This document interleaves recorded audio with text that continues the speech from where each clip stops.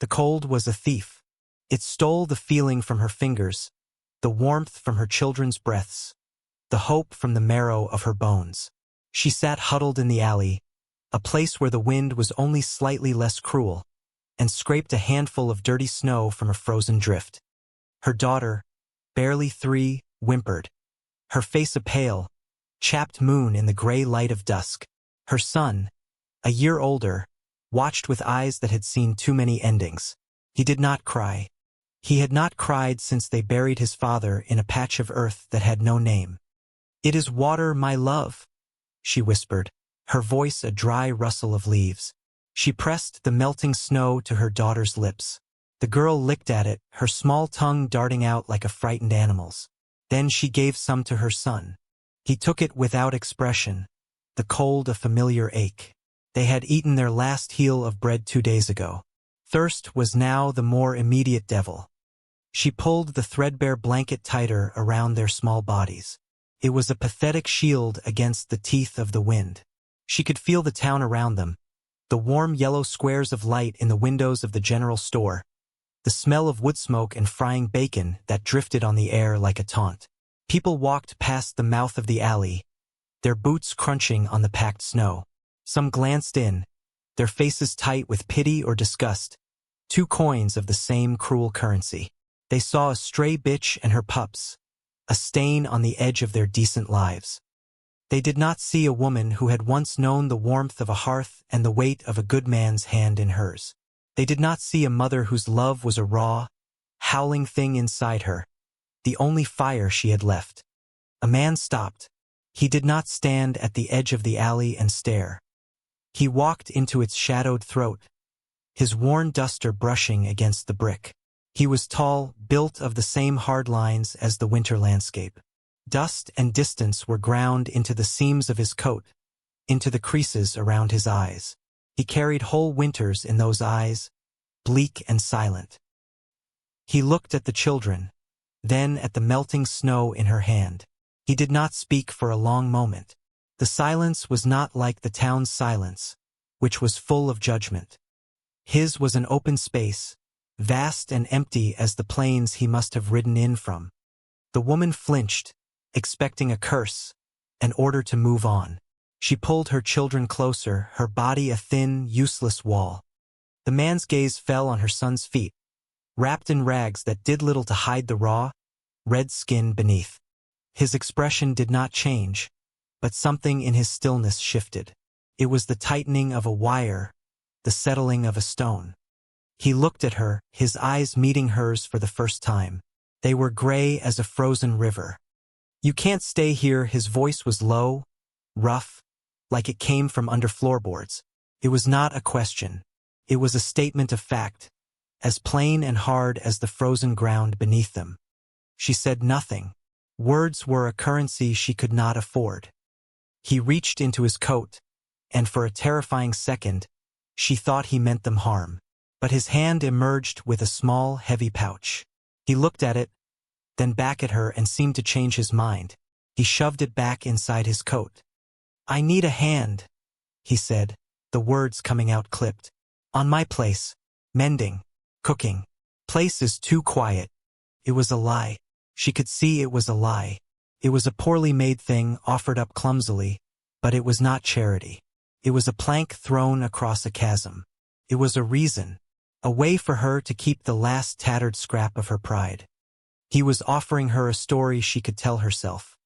She looked at her daughter's pinched face, at her son's hollowed-out stare. She looked at the man, this stranger who smelled of pine and cold air and loneliness. She saw the grief etched around his mouth, a mirror to her own. He was not a savior. He was just another soul broken in a different place. She gave a single, slow nod. It was a movement so small it was almost lost in the twilight, but he saw it. He turned without another word and walked out of the alley. She gathered her children, her movements stiff and clumsy with cold. She rose to her feet, swaying, the world tilting on its axis. She followed the dark shape of his back, a silent vessel following a grim, unlikely star. He was cutting the ropes, not with a knife, but with a destination. He was freeing her from the slow death of the alley. His wagon was old, the wood weathered to silver. A single, sturdy horse stood patiently in the traces, its breath pluming in the frigid air. The man lifted her son and placed him in the back of the wagon, his movements careful, almost gentle. He did the same with her daughter. Then he looked at her, and she climbed up onto the seat beside him, her spine straight, her hands clenched in her lap. The journey was a long reach of silence. The only sounds were the creak of the wagon wheels on the snow, the soft plod of the horse's hooves, and the vast, whispering sigh of the wind across the plains. The sun bled out on the horizon, a smear of blood orange and bruised purple, before surrendering completely to the cold, star-pricked dark. They passed no other homesteads. The world shrank to the small circle of their movement, a lonely island in an ocean of white. The man never looked at her. He kept his eyes on the trail ahead, his profile cut from granite against the fading light. After an hour, he reached behind him and pulled a thick wool blanket from a roll.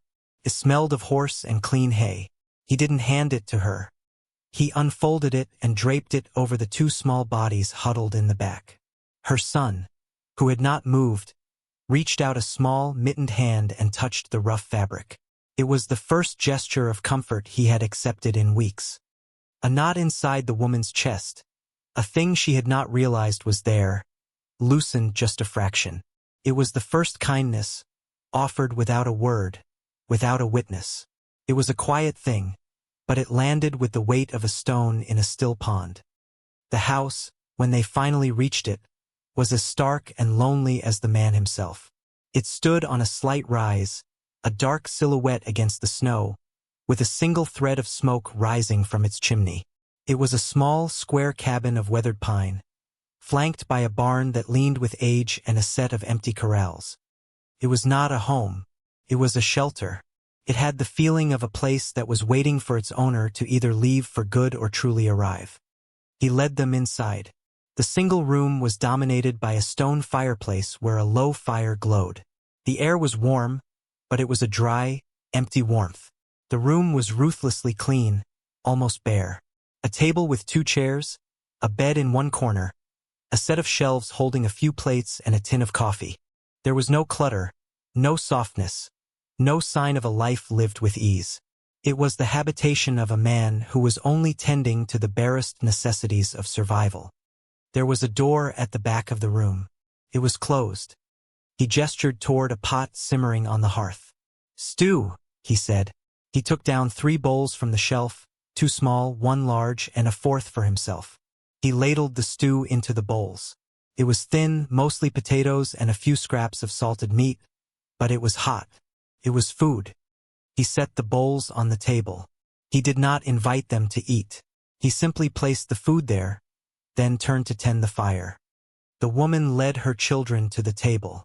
Their hands trembled as they held their spoons. They ate with a desperate, silent hunger that tore at her heart. She ate slowly, making each spoonful last, feeling the warmth spread through her, a strange and forgotten sensation. When they were finished, the man took their bowls, washed them in a basin of water, and set them back on the shelf. The efficiency of his movements was absolute. There was no wasted gesture, no hesitation. He finally looked at her. "The loft," he said, pointing with his chin to a ladder in the corner. "There's hay. Blankets," he paused. "The door doesn't lock. No door in this house locks." It was a promise, a declaration of safety. He was telling her she was a guest, not a prisoner. He was giving her the one thing she craved more than food or warmth, the assurance that she could leave, that she was not trapped. She nodded and guided her children to the ladder. Her son climbed it with a weary determination. She lifted her daughter, whose belly was full for the first time in days, and carried her up into the small, dark space. The loft smelled of dry hay and dust. True to his word, a pile of clean blankets lay folded in the corner. She made a nest for her children, tucking them in until only their small faces were visible. They were asleep before she had finished. She lay down beside them, not on the blankets but on the rough floorboards, listening. She listened to the sound of the man moving below. the scrape of a chair, the soft thud of his boots being set by the fire, the rustle of him settling into his own bed. And then silence. A heavy, waiting silence. She did not sleep. She lay awake in the dark, listening to the house breathe around her. A slow, sleeping animal that had taken her into its belly. The days settled into a rhythm, as quiet and steady as a slow heartbeat. Morning came with a pale, flat light that spread across the snow-covered plains. The man, Elias, would already be gone, tending to his few head of cattle in the barn. She would climb down from the loft with the children and find firewood stacked by the hearth and a bucket of fresh water by the door. He never spoke of these small provisions. They simply appeared, like offerings left by a ghost. She, in turn, began to fill the hollow spaces of the house with her own silent work. She swept the floors until the pine boards shone. She scrubbed the tabletop. She learned the quirks of the old stove and coaxed it into baking a dense, serviceable bread. The first loaf she made was hard as a river stone. When Elias came in that evening, he picked it up, tested its weight in his hand, and set it back down. "That loaf died in vain," he said, his face perfectly straight. She felt a flush of heat rise in her cheeks, a mixture of shame and something else, something she couldn't name. It was the first time he had made anything close to a joke. It was a small, dry thing, but it felt like a crack in the ice. "It's a little dry," she admitted, her voice thin from disuse. "You didn't complain about my stew," he countered, and sat down to eat it anyway, sawing off a piece with his knife and chewing it with a stoic determination. Her work expanded beyond the cabin walls. One afternoon, while the children were napping, she found a small, fenced-off plot behind the house.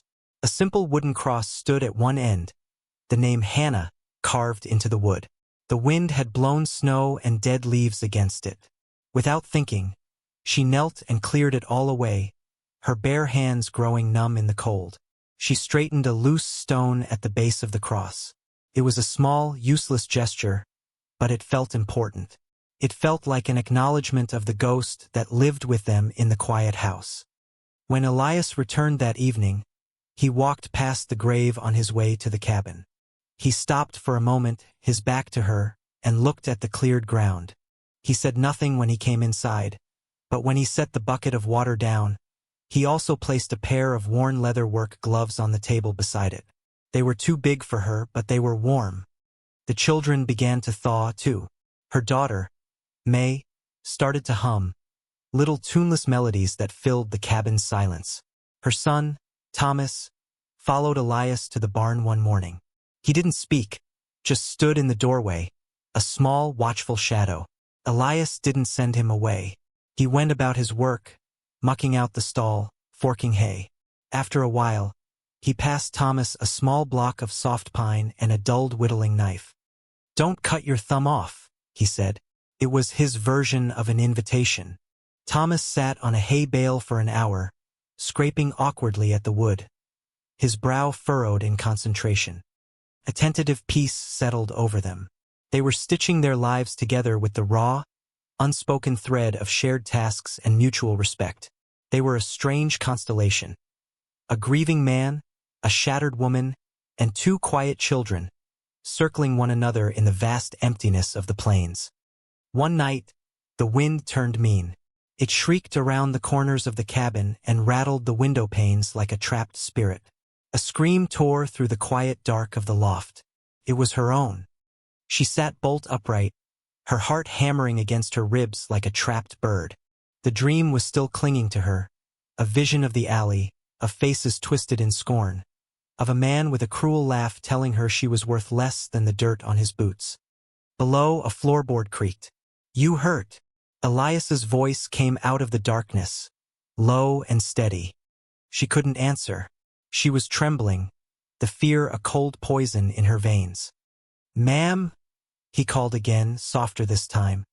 "Don't lock me in," she whispered, the words ragged. It was the heart of her fear, the terror of being trapped, owned, her small bit of freedom snatched away. She heard him move, the soft scrape of his feet on the floor. He didn't climb the ladder. He went to the front door, and she heard the faint click of the latch being lifted. Then he went to the fire and added a log. The flames flared, casting dancing shadows on the walls. He sat in his chair, facing the fire, his back to the ladder. He just sat there, a silent, sleepless guardian. He was letting the fire burn, keeping the door unlatched, proving his promise without a single word. She lay back down, her trembling slowly subsiding. She listened to the howl of the wind outside and the steady crackle of the fire below. For the first time, she felt the foundation of a trust that went deeper than gratitude. It was a trust born in a shared understanding of darkness. She was safe not because the door was strong, but because the man below had no desire to ever close it on her. She fell asleep to the sound of his vigil. The next morning, she came down the ladder and he was still there, asleep in the chair, his head slumped to one side. A blanket had fallen to the floor. She picked it up and draped it over his shoulders. His eyes opened, instantly awake and alert. They looked at each other in the gray morning light. "Why?" she asked, the question so quiet it was barely a breath. "Why did you take us in?" He looked away from her, toward the small, lonely grave outside the window. His face was a mask of old pain. "The land was holding its breath," he said, his voice rough with sleep. "Needed a reason to exhale."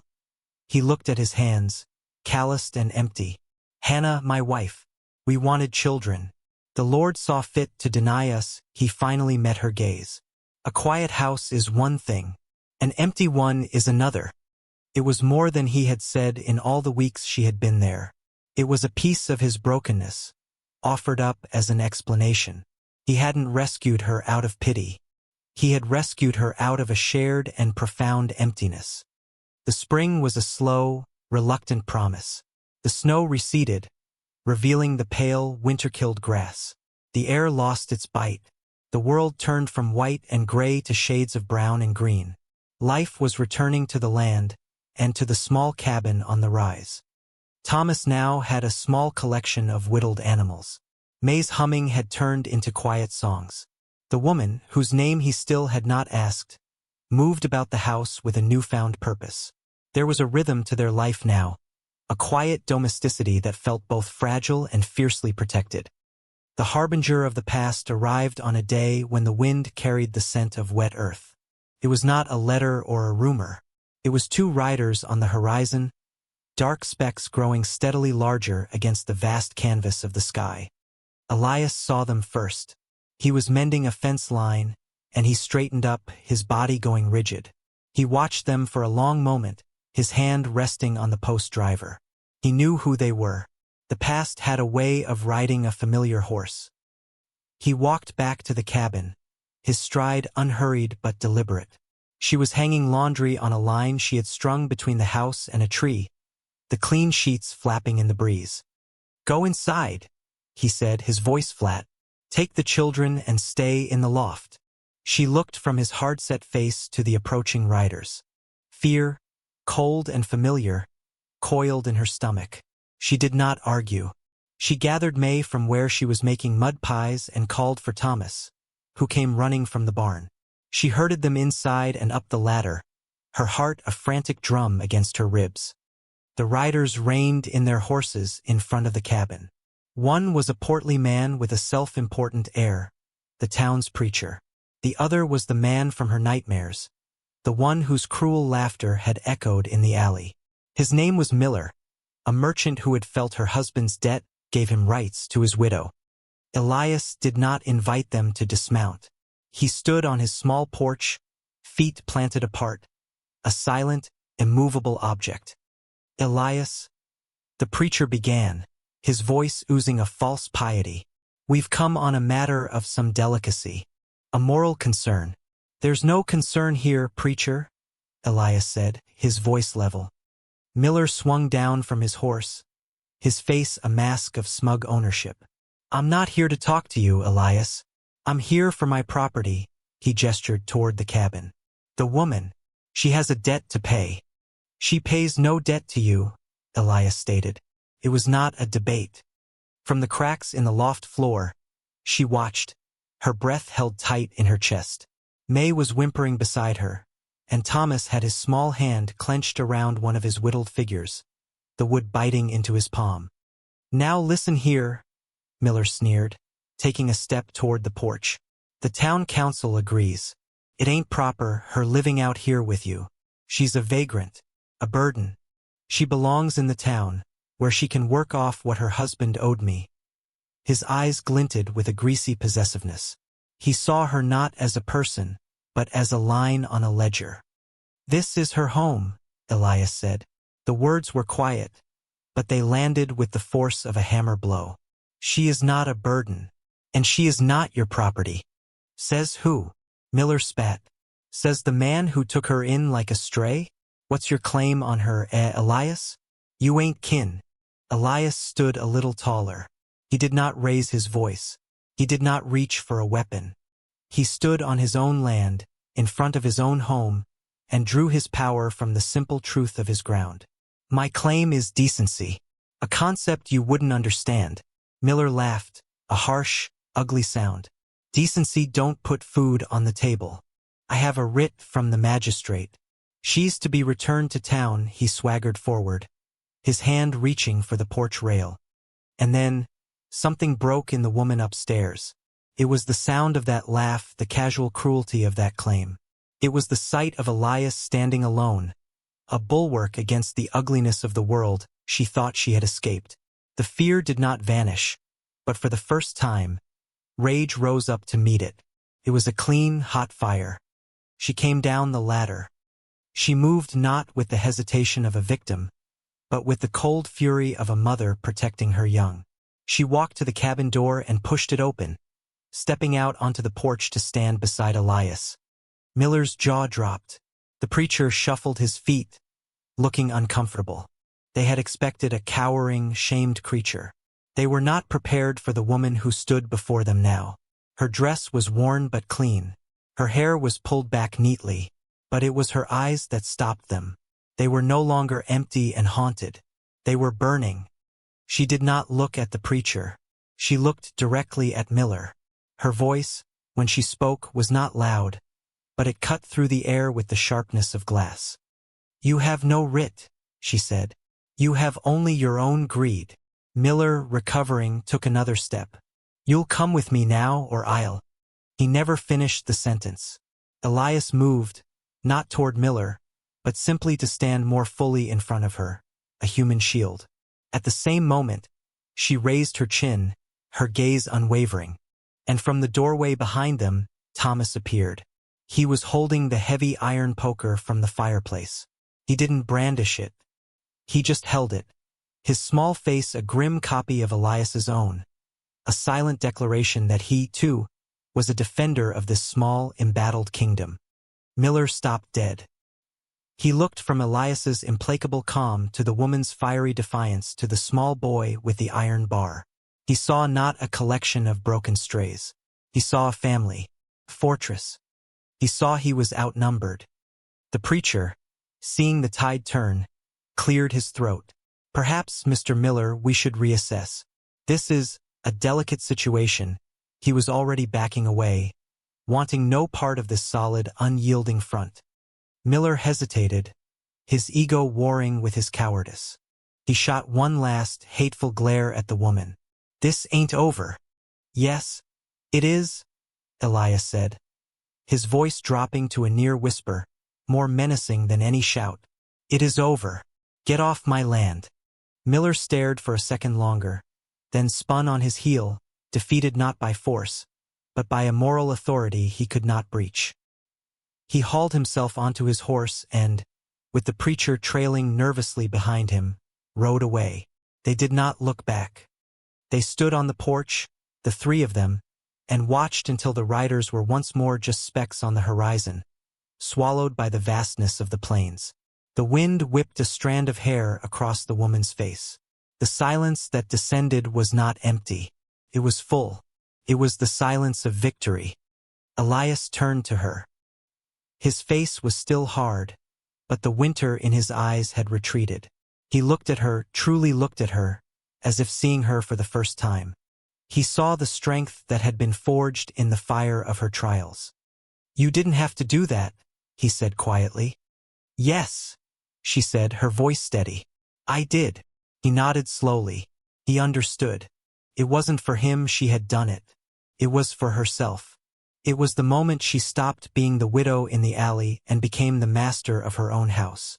A small hand tugged at her dress. It was May, who had crept down the ladder to stand in the doorway. She looked up at her mother, then at Elias, her eyes wide. Elias looked down at the two children, at the woman beside him, at the worn porch beneath his feet. He looked at the laundry flapping on the line, a flag of domestic peace. The land had exhaled. The house was breathing again. That evening, the silence at the dinner table was different. It was no longer a space to be carefully navigated. It was a comfortable blanket. They ate the stew she had made, thick with vegetables from a small garden she had planted. After the children were asleep in the loft, she and Elias sat by the fire, as they often did. But tonight, he didn't just stare into the flames. He turned to her. "All this time," he said, his voice soft, "I never asked your name." She looked at him, at this quiet, honorable man who had offered her a reason instead of pity. He had given her a home, defended her honor, and stood by her side. He had given her back the pieces of herself she thought were lost forever. And now he was asking for the final piece, the one that was hers alone. "It's Lena," she said. "Lena," he repeated, testing the sound of it in the quiet room. It sounded like it belonged there. He nodded, a small smile touching his lips for the first time. "It's a good name." He looked over at the closed door, the one that led to his past, to Hannah's room. He had kept it shut for years, a shrine to his grief. Lena had never tried to open it. She had respected the boundary of his sorrow. He stood up, walked to the door, and placed his hand on the knob. He hesitated for only a second, then turned it and pushed the door open. The room inside was dark and thick with the smell of disuse and memory. He went to the window and pulled back the heavy curtains, letting the moonlight spill across the floor. He didn't ask her to join him. He didn't need to. She rose and stood in the doorway, watching as he gently ran his hand over a rocking chair, a handmade quilt, the things his wife had left behind. He was not erasing her. He was letting the light in. He was showing Lena his scars, trusting her with the full landscape of his heart. A few days later, a traveling minister passed through, his wagon laden with Bibles and good intentions. Elias flagged him down. That afternoon, on the porch where they had made their stand, with Thomas and May as their only witnesses, Elias and Lena were married. It was not a ceremony of passion, but of quiet purpose.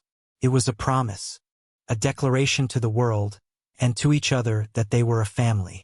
They were building something new in the ashes of their old lives. The final image of their beginning was a simple one. It was a late summer evening, the air warm and buzzing with crickets. Elias sat on the porch steps, showing Thomas how to carve a bird with wings outstretched.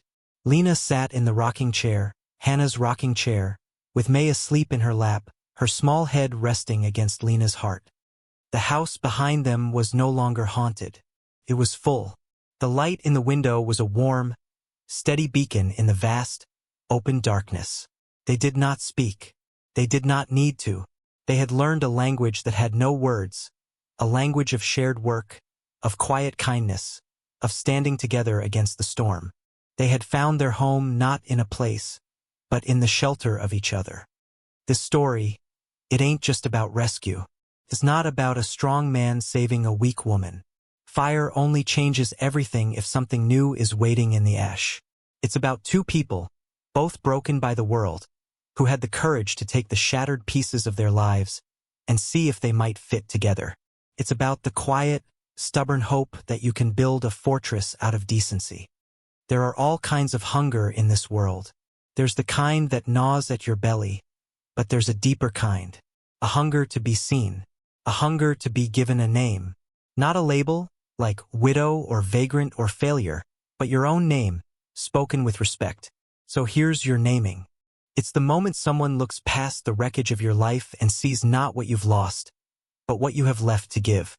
Most of us are just looking for a safe harbor, a place where the door doesn't lock, a place where someone will stand on the porch and say, this is their home, and mean it with every fiber of their being. And if you're brave enough to clear the snow from a stranger's grave, or share your last piece of bread, or simply stand your ground when the world tells you to step aside, you might just find you've built that harbor yourself. You might find you are already home.